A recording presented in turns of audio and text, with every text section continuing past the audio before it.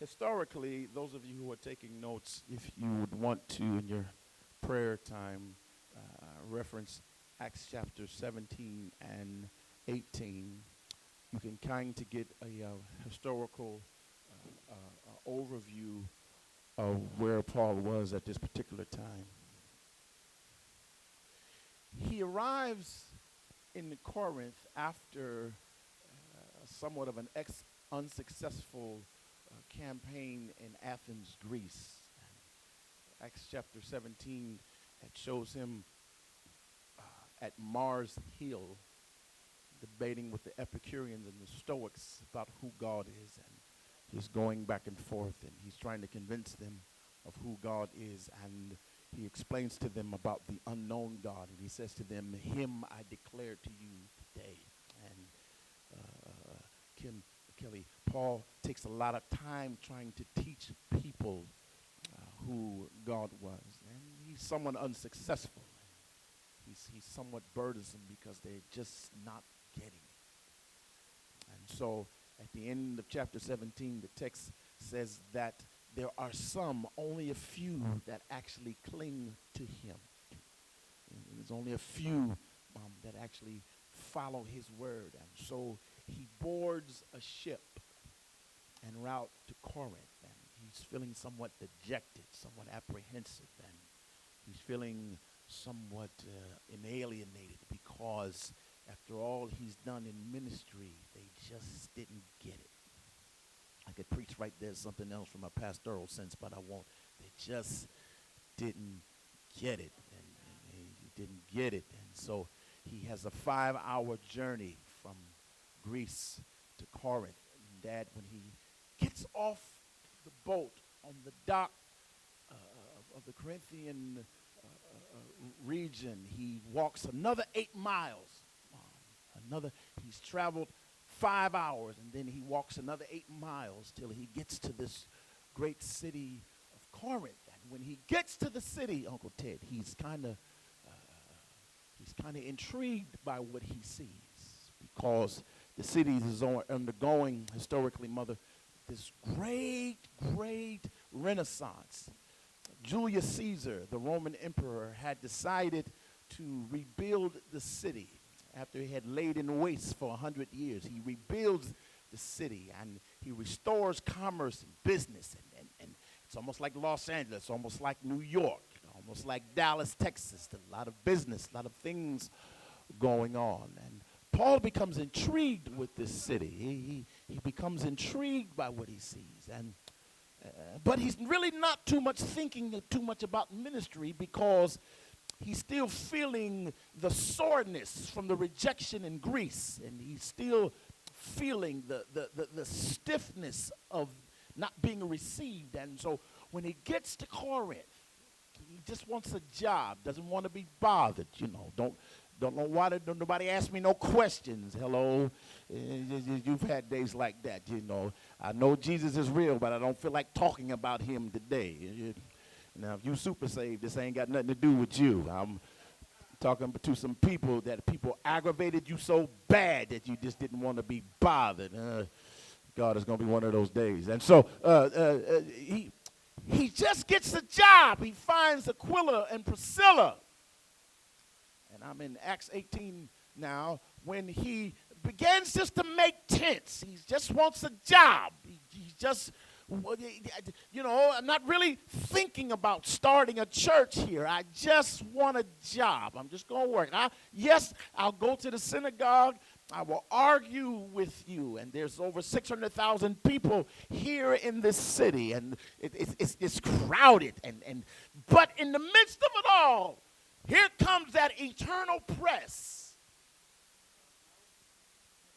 Here it comes, that eternal plan for his life that kicks in.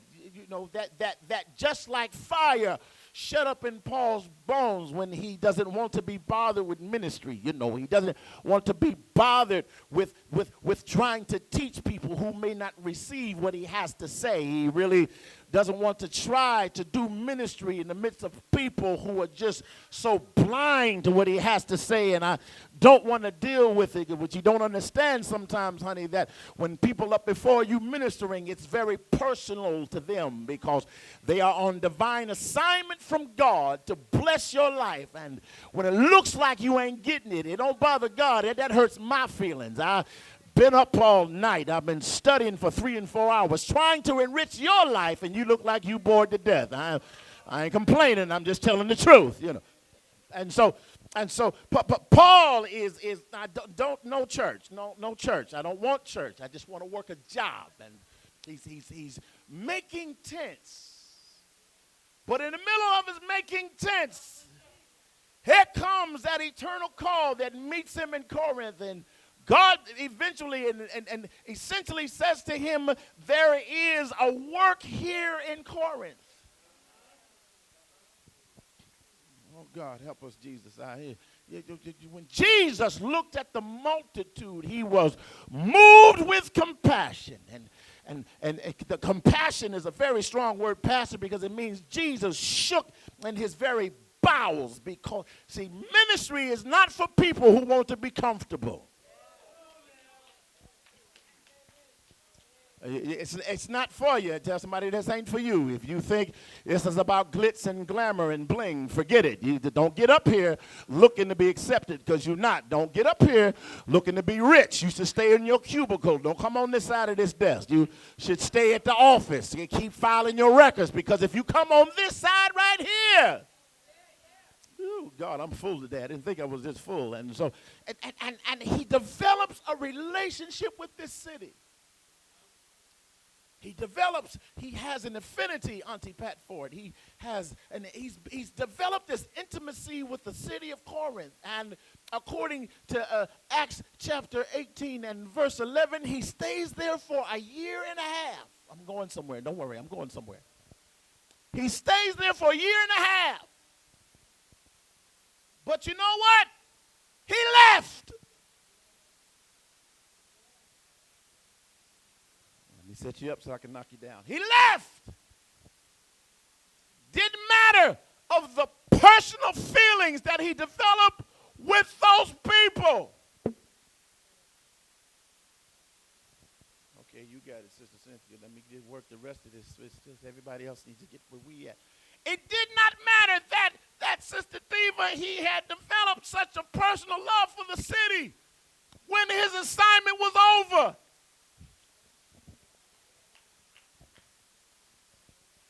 I know how you feel. I'm not insensitive to where you are. I'm not insensitive to our relationships. I'm not insensitive to what you might need me to do. And I know I bring you so much joy. You bring me joy. I got that. I know all that. I know all that. But now it is time for me to keep it pushing. Keep it pushing. Keep it pushing. I need to say that one again. Keep it pushing. I know you my boo. You's my baby. I love you. But I got another assignment on my life, and it's time to go. Time to go. And because if I stay here for your benefit, I'm going to miss my predestined assignment. I don't mind working today. I slept good last night. If I stay here,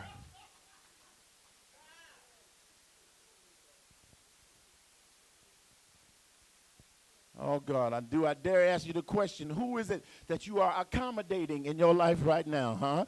Who is it that's taking up so much of your time emotionally that you can't focus on what God is saying for you to do, huh?